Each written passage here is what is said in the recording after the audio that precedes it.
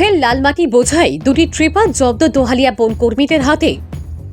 গোপন খবরের ভিত্তিতে দোহালিয়া ফরেস্ট রেঞ্জ কর্তা প্রণব কলিতা বনকর্মী দিলওয়ার হোসেন, সমরজ্যোতি হাজারিকা সহ প্রোটেকশন টিমের কর্মীরা সোমবার রাতে রামকৃষ্ণনগর এলাকার কলেজ রোডে হানা দিয়ে দুটি অবৈধ লালমাটি বোঝাই ট্রিপার গাড়ি জব্দ করেন।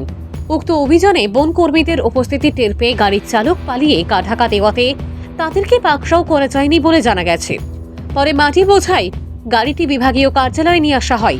জব্দকৃত লাল মাটি বোঝাই গাড়ির মালিকের বিরুদ্ধে বন আইনে ব্যবস্থা নেওয়া হবে বলে জানিয়েছেন রেঞ্জকর্তা প্রণব বাবু। দোহালিয়া বন বিভাগের এহেন অভিযানে এলাকার পরিবেশ প্রেমীরা সন্তোষ প্রকাশ করেছেন। উল্লেখ্য যে চলতি শুকনো মৌসুমকে কাজে লাগিয়ে বৃহত্তর করিমগঞ্জ বন মণ্ডলের স্থানে সরকারি রাজস্বযুক্ত লাল মাটি পাচারে ব্যস্ত হয়ে উঠেছে বিভিন্ন পাচারকারীরা। তবে এদের বিরুদ্ধে বন বিভাগও ধরপাকড় অব্যাহত রেখেছে। ভানুচন্দ্রের রিপোর্ট, আসাম প্রাইম নেটওয়ার্ক।